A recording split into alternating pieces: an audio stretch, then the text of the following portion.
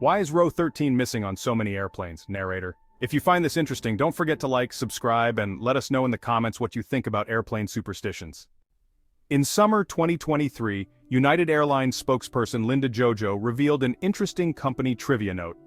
Buried in a Washington Post story about the airline adding Braille to its cabins to help those with no or low vision, Jojo mentioned that the carrier doesn't have a row 13 on some of its aircraft, which would make a tactile counting of rows to find one's seat challenging, hence the Braille.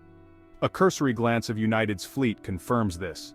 The Boeing 777-200, for example, skips rows 13 and 14 and several others. The Airbus A319 eliminates rows 12 to 14. Want a seat in row 13 of the Airbus A320?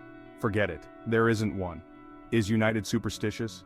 Perhaps, but that's not the only reason they, and other carriers, don't host a 13th row on flights. According to Travel Plus Leisure, a key motivation for airlines skipping over row numbers is to present uniformity in their accommodations. The Boeing 737 doesn't have rows 4, 5 or 6 in order to provide more space for rows 1, 2, and 3, all in first class. Other rows are passed up to make booking and finding seats easier and to maintain an even round final row number like 30 or 40. Row numbers can also be scrapped in exit rows. All of this row skipping makes it easy to pass over a perceived unlucky number like 13. In fact, other airlines like Lufthansa and Ryanair avoid the row number as well. Other airlines make an effort to distance themselves from other numbers that different cultures may find troubling. Routes to and from Italy and Brazil might skip row 17, since that number has adverse connotations. In China, 14 is frowned upon, and itineraries going to or from the country might also pass up that row. Not all airlines indulge. Delta's Airbus A220-100, for example, has a row 13. Why is 13 considered unlucky? You'll find that several customer-facing businesses avoid the number 13. Some hotels, for example, skip a 13th floor.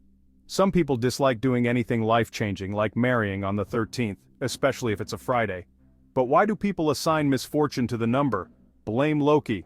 As Norse mythology dictates, the god of mischief once stormed a dinner party in Valhalla, bringing mayhem in his wake, and bringing the number of deities there to 13.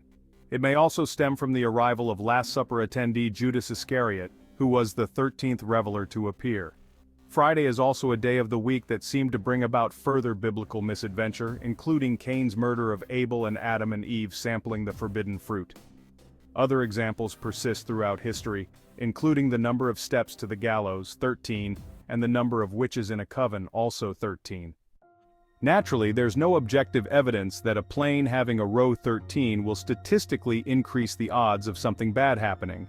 But those who are superstitious may point out that the infamous 1972 crash in the Andes that led to necessary cannibalism among a group of rugby players and dramatized in the recent Netflix film Society of the Snow happened on a Friday the 13th.